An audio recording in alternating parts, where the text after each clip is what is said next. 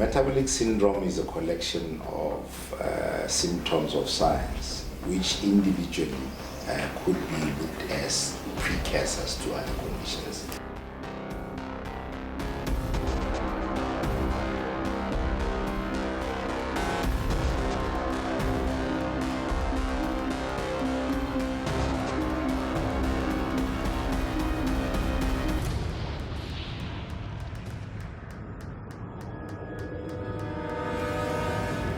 Sikiri ilian thoma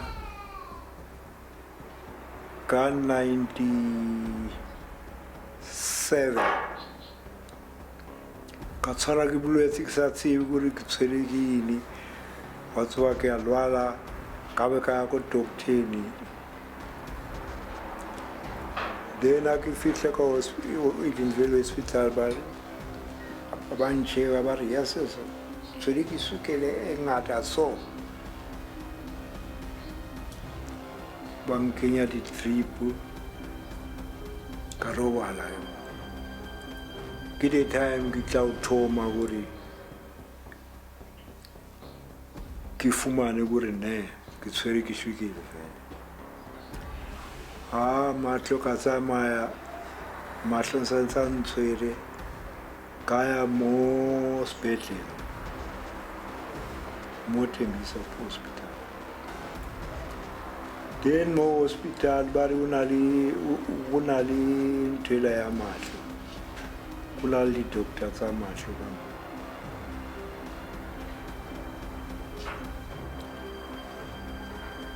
ka ya ko tsona ga re fihla go tsona di-doctor tsela ke nka treatment ya teng ba re nna ya tshwanetse ke tle ko sepetlele ke tlo robala ba tlo ntsha ntse ka ne ke eng ba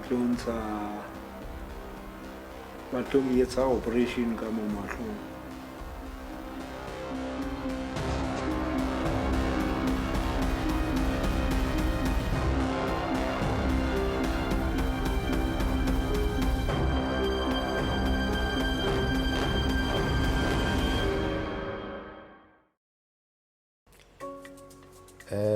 Diabetes is a serious illness, and I think for people who do not have the illness, there isn't much attention paid to it.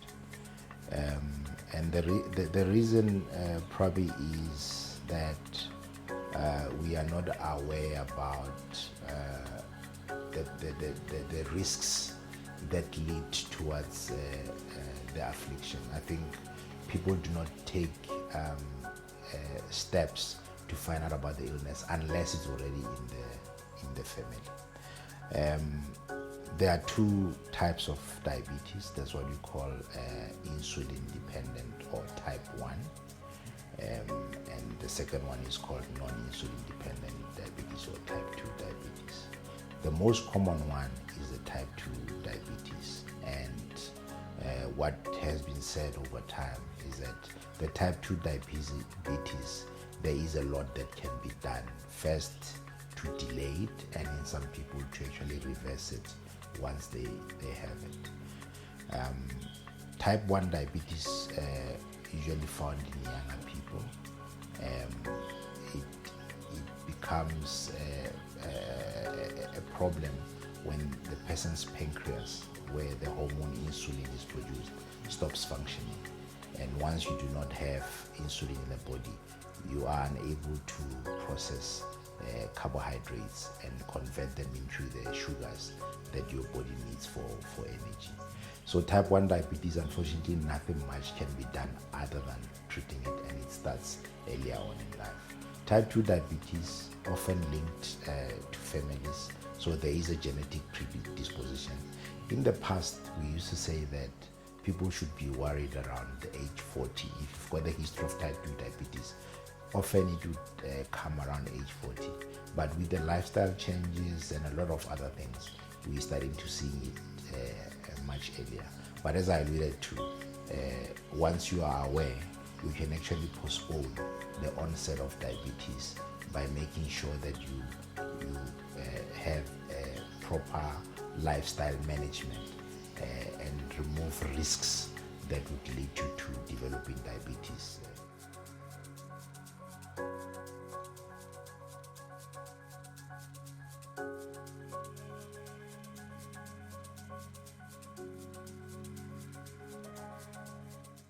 Treatment of diabetes.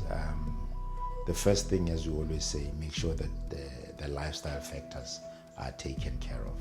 Make sure that you are eating correctly, the right sort of food, and you're eating regularly, making sure that you don't overload your food, your body when you do eat. The second thing is that you then take appropriate treatment.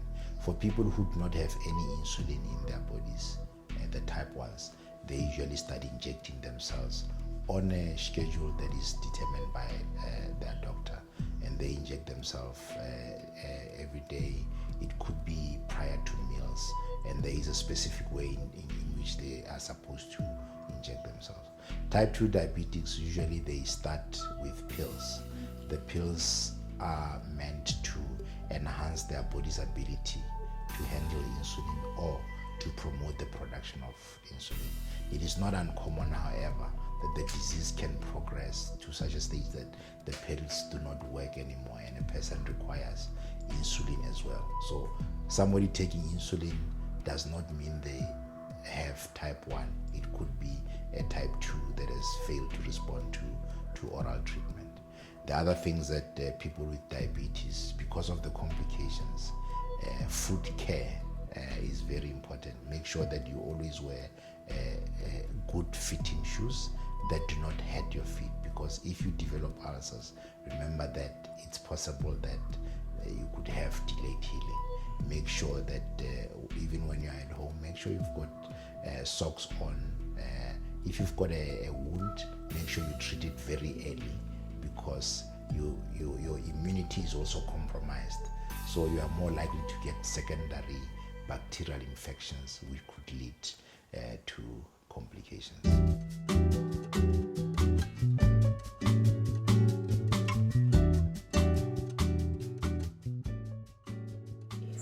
The next level of benefits that we do offer is our primary care, and our primary care is really a nice comprehensive product which allows for families, especially your starter families would be suitable there, because we have specialist benefits for your pediatrics and those kinds of things, your gynae benefits. If a mom is pregnant, the antenatal benefits are very rich, access to scans during the pregnancy and access to specialists as well. So it is a good benefit if you're looking at families joining this option. We do obviously on all our options cover in-hospital, out-of-hospital, your chronic benefits, wellness benefits, as well as your preventative care, because we are looking at prevention, which is a more positive approach to health and wellness.